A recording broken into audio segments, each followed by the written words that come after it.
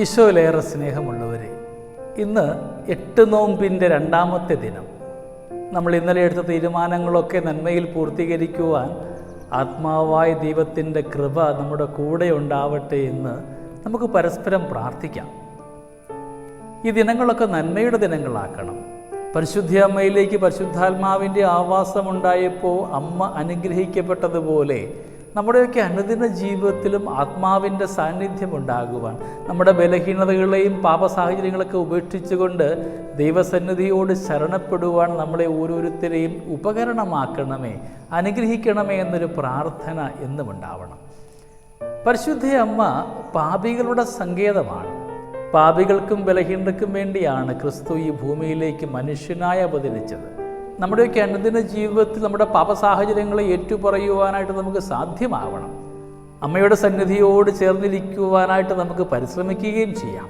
പാപികളുടെ സങ്കേതമായ പരിശുദ്ധ അമ്മേ, ഞങ്ങളൊക്കെ അനുദിന ജീവിതത്തിൽ ഒരുപാട് ബലഹീനതയിലേക്കും പാപങ്ങളിലേക്കുമൊക്കെ വീണു പോകുമ്പോൾ ഞങ്ങളെ ധൈര്യപ്പെടുത്തി ആശ്വസിപ്പിക്കുവാനായിട്ട് ഞങ്ങളുടെ കൂടെ പരിശുദ്ധ അമ്മയുടെ സാന്നിധ്യം ഉണ്ടാവണമേ. ഇന്ന് ഈ ആധുനിക യുഗത്തിൽ നാമൊക്കെ ആയിരിക്കുമ്പോൾ പാപത്തെക്കുറിച്ചും പാപബോധത്തെക്കുറിച്ചുമൊക്കെ അറിവില്ലാതെ ചെയ്തു കൂട്ടിയ പാപങ്ങൾ പോലും പാപമല്ല എന്ന രീതിയിൽ ജീവിക്കുന്നവരുടെ ഇടയിലേക്ക് നാമൊക്കെ ആയിരിക്കുമ്പോൾ നമ്മുടെ പാപബലഹീനതകളെ സമർപ്പിച്ചുകൊണ്ട് പാപികളുടെ സങ്കേതമായ പരിശുദ്ധ അമ്മയുടെ തിരുസന്നിധിയിലായിരിക്കുവാനായിട്ടും അമ്മ നൽകുന്ന വലിയ ആശ്വാസം നമ്മുടെ ജീവിതത്തിൽ ഒരു കൃപയുടെ കാരണവുമാവട്ടെ. 8 നോമ്പിൻ്റെ ദിനങ്ങളിലൊക്കെ പ്രാർത്ഥിക്കാം. പരിശുദ്ധ അമ്മേ, പാപികളുടെ സങ്കേതമേ, ഞങ്ങളങ്ങിൽ ശരണപ്പെടുമ്പോൾ ഞങ്ങൾക്ക് വേണ്ടി അങ്ങയുടെ തിരുക്കുമാരുടെ മാധ്യസ്ഥം വഹിക്കണമേ.